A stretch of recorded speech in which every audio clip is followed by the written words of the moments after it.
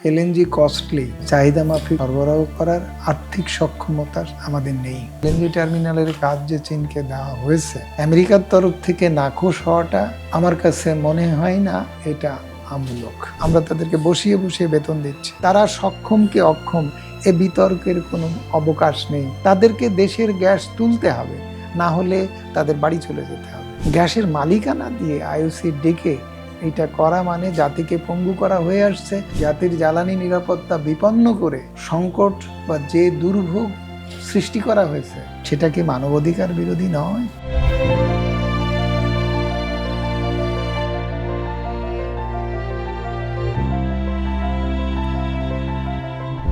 সরকারের তরফ থেকে যেটা বলা হচ্ছে সেটা হচ্ছে এলএনজি টার্মিনাল একটা হঠাৎ করে দুর্ঘটনা কবলিত হয়েছে, অগ্নিসংযোগে সাময়িকভাবে অকেজো হয়ে গেছে, সে এলএনজি সাপ্লাই ইনশিওর করতে পারছে না।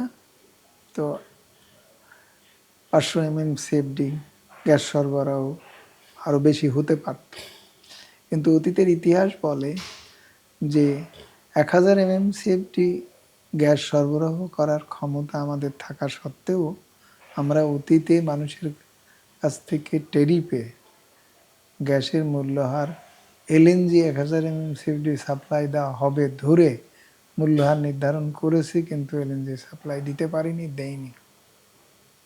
500 করেছি, 600 করেছি, 700 করেছি।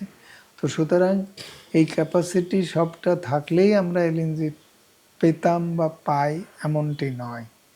আর তাছাড়া এলএনজি কস্টলি, যেখানে 75-78 টাকা পার কিউবিক মিটার, আর যেখানে আমাদের উৎপাদন ব্যয় পড়ে আইওসির 3 টাকা কমে পড়ে, আর 4 টাকার উপরে পড়ে হচ্ছে বাপেক্সের, এবং আরও কম, অনেক কম পড়ে বাংলাদেশ গ্যাস ফিল্ডের।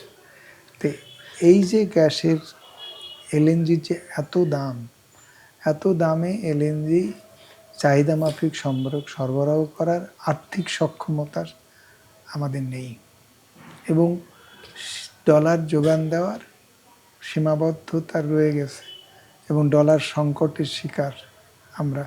সরকার জাতীয়ভাবে অর্থনীতিতে ডলার সংকটের শিকার চরম, দীর্ঘদিন ধরে চলছে। তো এই অবস্থায় ডলার সাশ্রয় করা বা জ্বালানি আমদানি ব্যয় সাশ্রয় করে সরকার ডলার সংকট মোকাবেলা করছে, পাশাপাশি ভর্তুকি নিয়ন্ত্রণ করছে। সুতরাং লোডশেডিং বা গ্যাস সংকট অনিবার্য।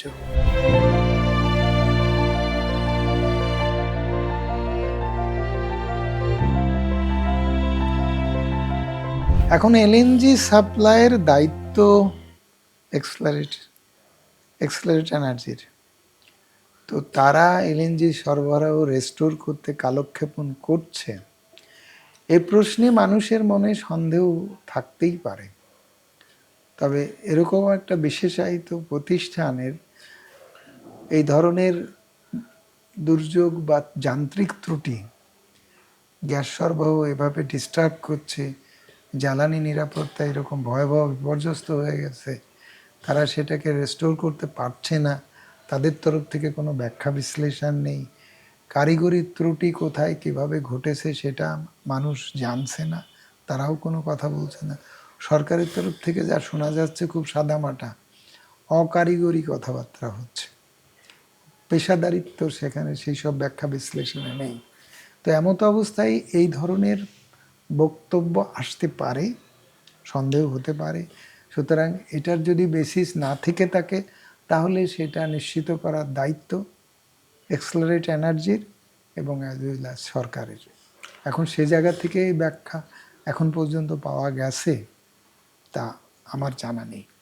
দ্বিতীয়ত প্রশ্ন হচ্ছে যে এলএনজি টার্মিনালের কাজ যে চীনকে দেওয়া হয়েছে, এবং এ ব্যাপারে আমেরিকার তরফ থেকে নাখোশ হওয়াটা আমার কাছে মনে হয় না যে এটা আমূলক। এটার পেছনেও, এই সন্দেহের পেছনেও যুক্তিটা থাকতে পারে এমন আমারও মনে হয়।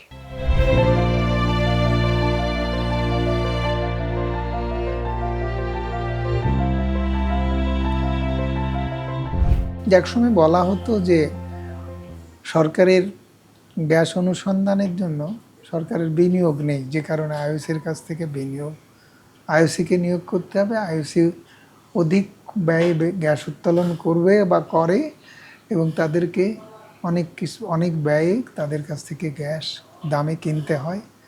তো সেই বিনিয়োগ সক্ষমতা এবং কারিগরি সক্ষমতা উন্নয়নের জন্য 2008 সালে বিআরসির আদেশে গ্যাস উন্নয়ন তহবিল গঠন করা হলো।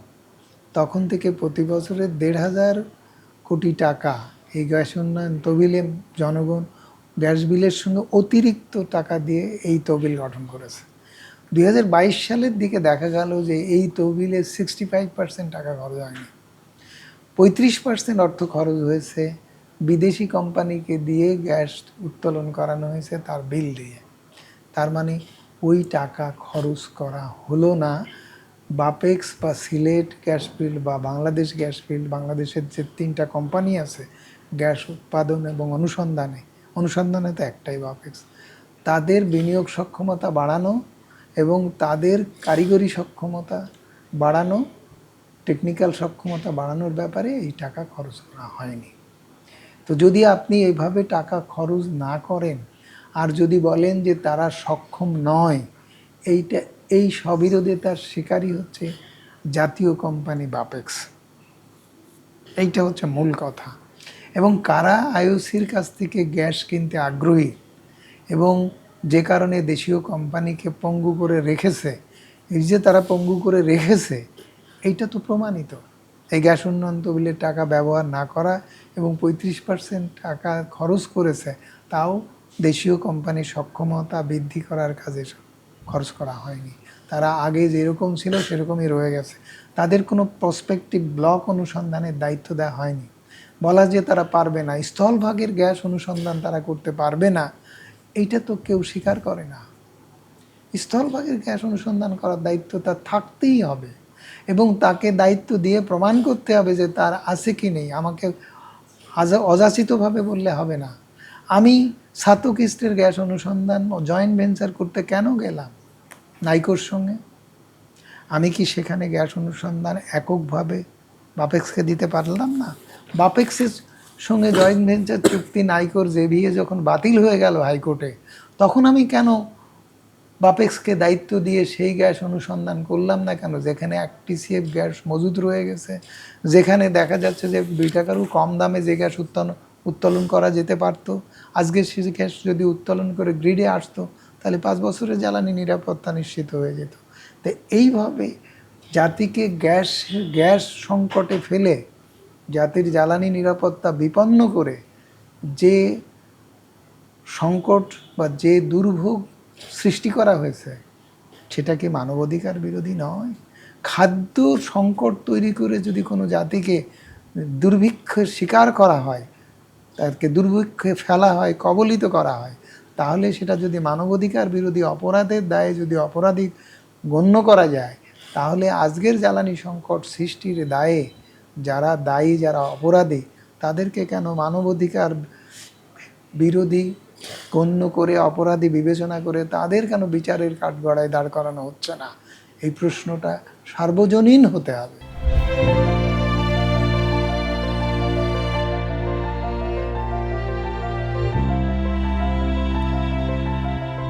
একটি বাধা তো অলরেডি আছে। প্রথমত হচ্ছে যে 90 দশকের মাঝামাঝির দিকে ভোলার গ্যাস বিদেশি কোম্পানি উত্তোলন করে ভোলাই বিদ্যুৎ কেন্দ্র তৈরি করবে এবং সেখানে ব্যবহার করবে আইপিপির আওতায়, এবং সেই গ্যাস দিয়ে বিদ্যুৎ উৎপাদন করবে, সরকার ক্রয় করবে। তাতে করে গ্যাস উৎপাদনে একটা ব্যয় বাড়বে। দেশীয় কোম্পানি গ্যাস উৎপাদন করলে যা ব্যয় তার থেকে আরও বাড়বে।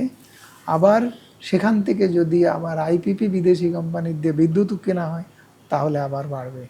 এই দ্বৈত বৃদ্ধির কবলে আমাদেরকে ফেলা হয়।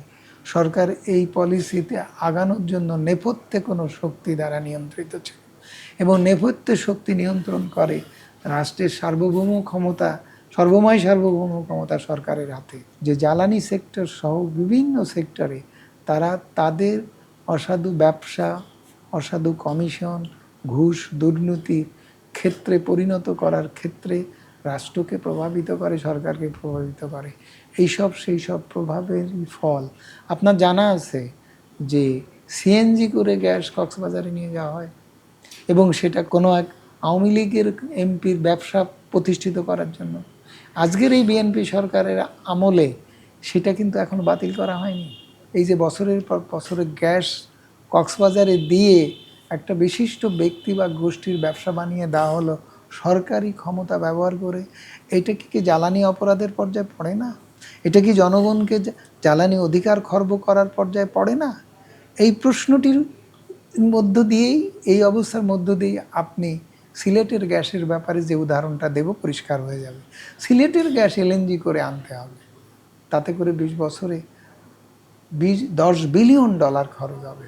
এই বাড়তি 10 বিলিয়ন ডলার খরচ করে গ্যাসের সরবরাহ ব্যয় বাড়ানো বা গ্যাসের মূল্য বাড়ানোর কি কোনো দরকার ছিল?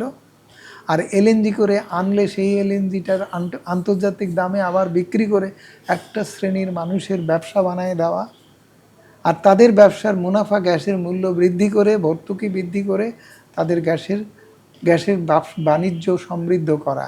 এই কাজটি তৈরি হয়েছিল আপনার বিদ্যুৎ কেন্দ্র উৎপাদন করে বা বিদ্যুৎ কেন্দ্র নির্মাণ করে চাহিদা অপেক্ষা বেশি ক্ষমতার বিদ্যুৎ উৎপাদন কেন্দ্র যেমন বানানো হয়েছে, একইভাবে গ্যাস সেক্টরে এরকম ব্যবসা প্রবর্তন করেও এরকম গোষ্ঠীগত সুবিধা, অলিগার শ্রেণীর স্বার্থ সংরক্ষণ রাষ্ট্র তার রাষ্ট্রীয় ক্ষমতা দিয়ে, সার্বভৌমত্ব ক্ষমতা দিয়ে নিশ্চিত করতে চেয়েছে। এটা তত্ত্বাবধায়ক সরকারের সময়েও এই উদ্যোগ ছিল, এখনও সেই কথাবার্তা চলছে।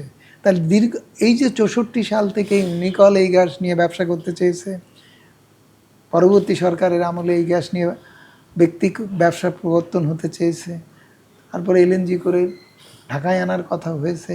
এইসব কথা যতক্ষণ চলবে ততক্ষণ এই গ্যাস জনস্বার্থে ব্যবহার হবে না।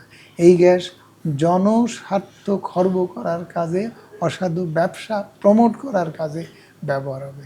রাষ্ট্রকে যদি সঠিক পথে গণবান্ধব সিদ্ধান্ত এই গ্যাস ব্যবহার করার ক্ষেত্রে নিতে হয়, তাহলে আমি পিডিবির একটা প্রস্তাবের কথা বলবো। যে পিডিবি বলেছে যে তাকে বিদ্যুৎ উৎপাদন করতে দেওয়া হোক ওই গ্যাস দিয়ে, তাহলে ঢাকায় যে গ্যাস দিয়ে সে বিদ্যুৎ উৎপাদন করে সে বিদ্যুৎ বন্ধ করে ঢাকায় ওখান থেকে গ্যাস এনে যে দেওয়ার কথা বলা হয়েছে সেটা দরকার পড়বে না। সে বিদ্যুৎ উৎপাদন বন্ধ করে ঢাকাতে যে গ্যাস ব্যবহার করে সেই গ্যাস ফ্যাক্টরিতে বা ইন্ডাস্ট্রিতে দেবে। তাহলে এই 10 বিলিয়ন ডলার খরচ লাগবে না। আবার বিদ্যুৎও কম দামে পিডিবি উৎপাদন করতে পারবে এবং সেই বিদ্যুতের দাম যে বৃদ্ধি পাচ্ছে, ঘাটতি হচ্ছে, সেটা কমবে।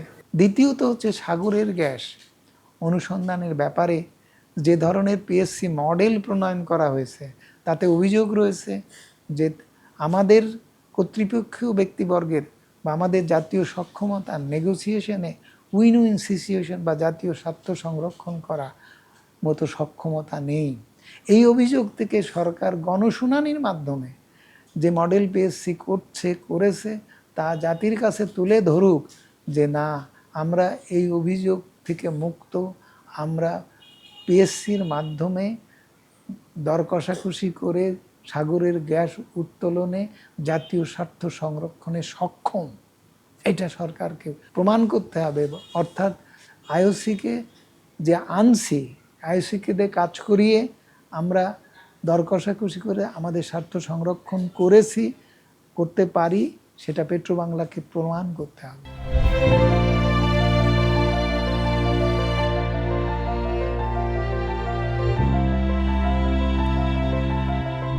প্রথমত আমি মনে করি যে স্থলভাগে কোনো অবস্থাতে আইওসি ডাকার কোনো প্রয়োজন নেই।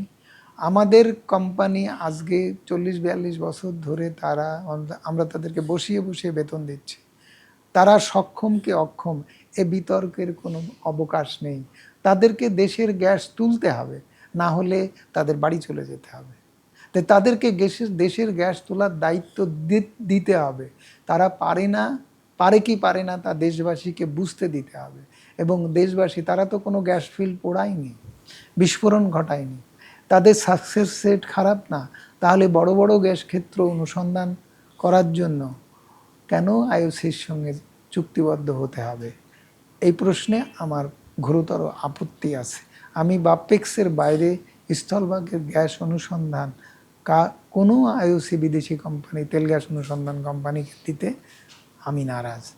আমি মনে করি প্রয়োজনে তারা বিশেষজ্ঞদেরকে ইনভাইট করতে পারে, কনসালটেন্ট ভাড়া করে আনতে পারে, বেতনভোগ প্রফেশনাল নিয়োগ করতে পারে। অনেক বিদ্যুৎ কেন্দ্রে বিদেশি প্রফেশনালরা কাজ করছে।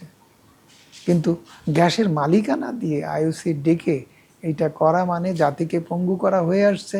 সেটার ধারাবাহিকতায় সরকার ধারাবাহিকতা রক্ষা করে চলুক, সেটা কখনোই প্রত্যাশিত নয়। এটা জাতীয় প্রত্যাশিত নয়। এটা ভয়ঙ্কর রকমের জাতীয় জ্বালানি সক্ষমতা অর্জনের ক্ষেত্রে ভয়ঙ্কর রকমের এটা বড় বাধা।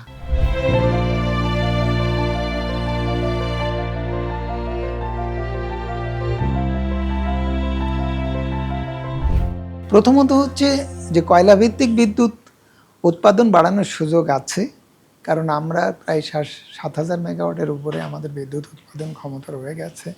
কয়লা সরবরাহ বাড়ালে এই উৎপাদন ক্ষমতা 80% উপরে ব্যবহার করা যায়। আমরা ব্যবহার করে 10-20% বিদ্যুৎ অ্যাজ ইট ইজ আমরা বাড়াতে পারি, এবং সেখানে আমাদের আদানির বিদ্যুৎও হয়তো ক্রয় করার নাও হতে পারে যদি বাই দিস টাইম পারমাণবিক বিদ্যুৎ কেন্দ্র থেকে বিদ্যুৎ যোগ হয়, এবং পাশাপাশি আপনার রিনিউয়েবল এনার্জি থেকে 20% বিদ্যুৎ উৎপাদন গ্রিডে বৃদ্ধি করা, এবং সেই সঙ্গে যদি জ্বালানি ডিমান্ড সাইড এবং সাপ্লাই সাইডে যদি আপনি জ্বালানি এফিসিয়েন্সি এবং সংরক্ষণ উন্নয়ন করে সাশ্রয় করতে পারেন, সেই সুযোগ আছে, তাহলে 30% পর্যন্ত গ্রিডের বিদ্যুৎ ফসিল ফুয়েল থেকে আপনি কমাতে পারেন। এই সব সম্ভাবনাগুলো রয়ে গেছে। তাহলে রেন্টাল পাওয়ার তথা তরল জ্বালানি থেকে বিদ্যুৎ উৎপাদন বৃদ্ধি অব্যাহত রাখার কোনো প্রয়োজন নেই।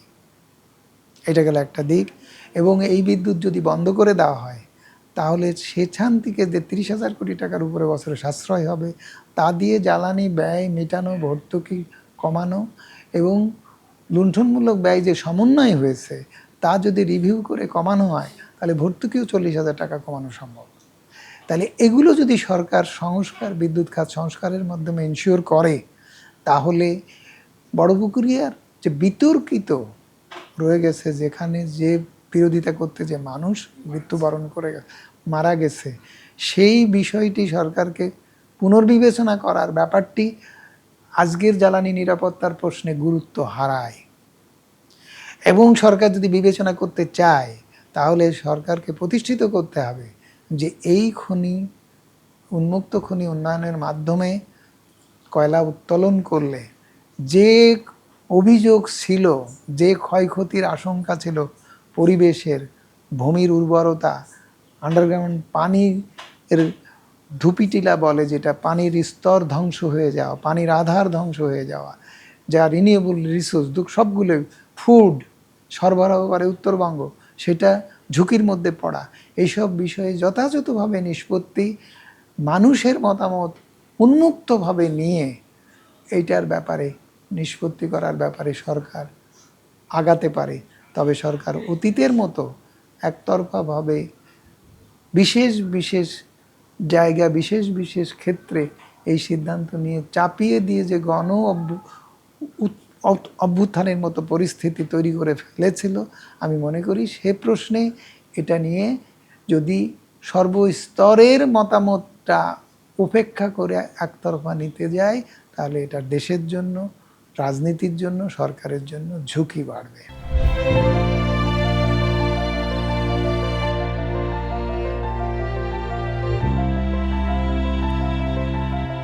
প্রথমত হচ্ছে লোডশেডিং মোকাবেলা করার জন্য সেরকম কোনো প্রোগ্রেসিভ কোনো কর্মপরিকল্পনা সরকার দৃশ্যমান নয়। এটা কন্টিজেন্সি ব্যবস্থার মধ্য দিয়েই এই অবস্থা যাচ্ছে। বিদ্যুৎ নেই, তাই বিভিন্ন জায়গায় বিদ্যুৎ পাচ্ছে না, এর বেশি কিছু বলা যায় না। তবে বর্তমান সরকারের একটি স্বল্প মেয়াদি, মধ্যমেয়াদি,